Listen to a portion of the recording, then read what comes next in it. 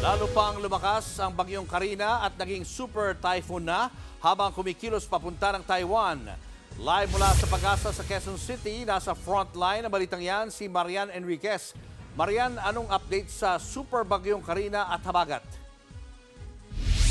Julius, habagat nga na pinalalakas ng super bagyong Karina yung dahilan itong nararanasan nating tuloy-tuloy na malakas na pagbuhos ng ulan at hangin dito sa Metro Manila at gayon din nga sa iba pang mga probinsya. Kung makikita nyo rito sa monitoring ng Pag-asa ay medyo malayo na itong super bagyo dito sa Luzon at inaasahan nga na maglalandfall yan sa hilagang bahagi ng Taiwan ngayong gabi. At bukas ng umaga, inaasahan naman na posible na itong lumabas sa ating Philippine Area of Responsibility. Pero sa kabila nga niyan ay inaasahan pa rin na makararanas pa rin tayo ng tuloy-tuloy na pag-ulan hanggang bukas dahil sa habagat.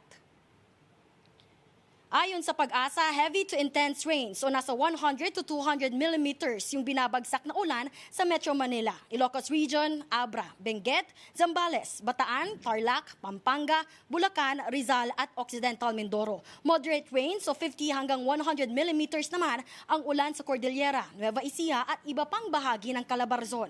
Sa ngayon, nakataas ang signal number 2 sa Batanes dahil sa super bagyong Karina. Signal number 1 naman sa Babuyan Islands, hilagang bahagi ng mainland Cagayan at Ilocos Norte. Sabi ng Pag-asa, hindi pa maikukumpara kung mas maraming ang inulan itong Super Typhoon Karina at habagat sa Ondoy noong 2009. Hintayin daw muna matapos o makalabas yung bagyo. Sa lagay naman ng mga dam, umapaw na ang tubig sa Ipo sa Norzagaray, Bulacan.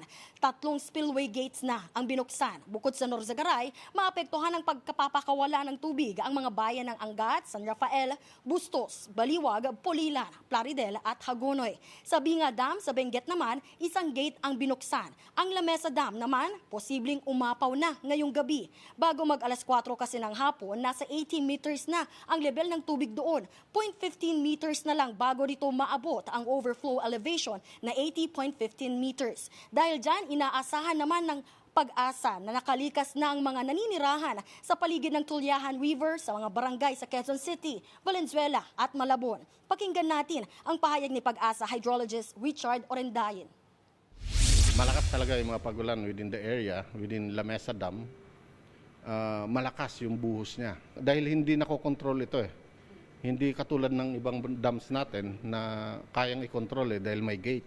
Pero itong Lamesa Dam is kusa siyang umaapaw, which is delikado nga naman.